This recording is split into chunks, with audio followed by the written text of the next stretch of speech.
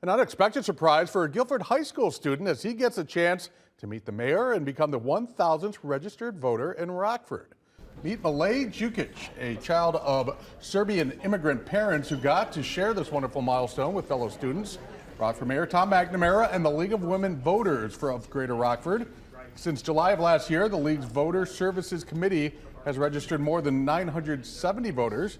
Chairman of the Local Services Committee, Carol Bailey, and Jukic both highlight how important it is for the young voters to use their voice to make an impact on voting future leaders.